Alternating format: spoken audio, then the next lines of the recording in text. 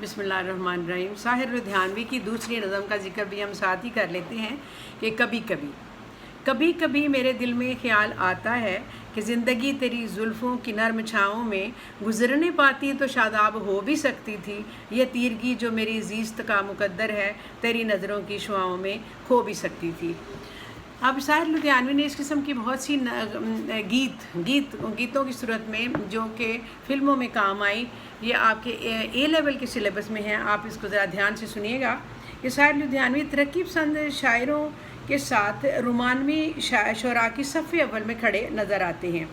اور آپ کے گیت ہندوستانی فلم انڈسٹری کا اثاثہ ہیں، اور ان کا ہر طرف ہمیں ہر منظر میں ان کی عکاسی نظر آتی ہے۔ ساحر لدھیانوی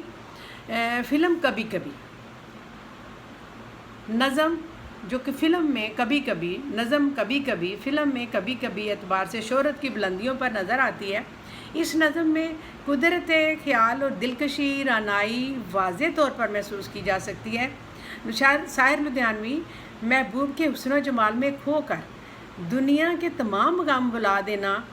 چاہتے ہیں، فرماتے ہیں کہ میرے محبوب تیری قربت و چاہت ہی میری زندگی کا مقصد تھا، اور کبھی تو میرے دل میں یہ خیال آتا ہے، بڑی شدت سے آتا ہے کہ کاش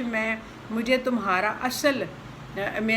قرب حاصل ہوتا تو میں تمہاری زلفوں کی گھنی چھاؤں میں پرسکون شاداں فرحاں رہتا۔ میری زندگی کے تاریک سائے تیری ایک نگاہ ناز سے دور ہو سکتے تھے،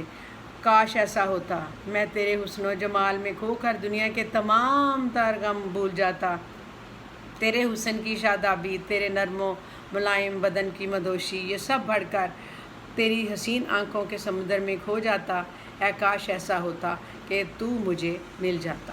ساحر لدھیانوی فرماتے ہیں کہ اگر تیرا وصل مجھے نصیب ہوتا، یہ اس کیا قسم کی نظم ہے تو اسی لیے فلم والوں نے اس کو پسند کیا اور ان کو انہوں نے فلموں میں شامل کیے، یہ بہت اچھی گائی ہوئی ہیں۔ کہتے ہیں کہ اگر تیرا وصل مجھے نصیب ہوتا تو میں زمانے بھر کی کڑواہٹ تیرے ہونٹوں کی حلاوت سے دور کر دیتا، مصائب و مشکلات کے پہاڑ مجھے ذرے کی طرح نظر آتے، میں خوشیوں اور مسرتوں کے گہواروں میں جھولتا رہتا، کاش مجھے تیرا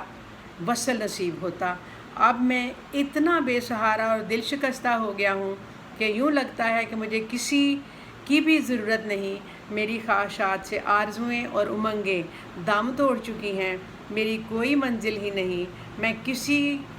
کی سمت کی طرف اشارہ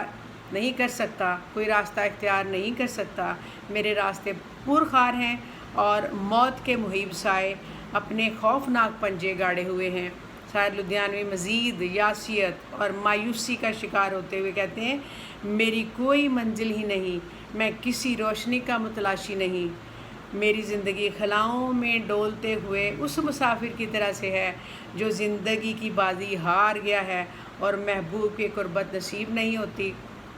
خوشیاں مقدر میں نہیں، مگر جب محبوب ہی نہیں تو ہر چیز بے معنی ہو گئی ہے۔ اس کے باوجود میرے دل میں یہ خیال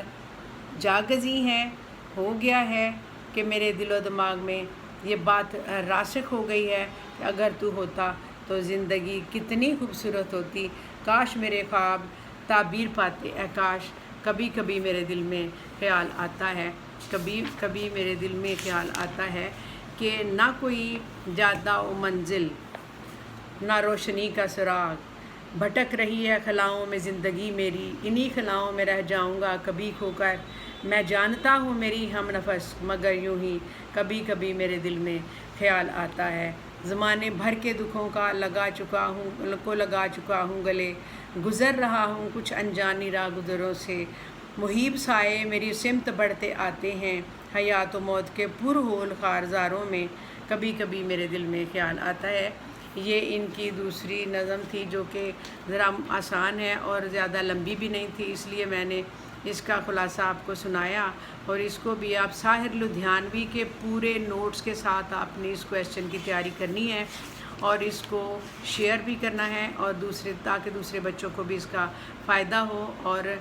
ساحر لدھیانوی کی 2 نظموں کی تشریح آپ کے ساتھ مکمل ہوئی، اب ایک ہے انشاءاللہ اس کا نیکسٹ ٹائم اس کی تشریح پیش کی جائے گی۔ شکریہ۔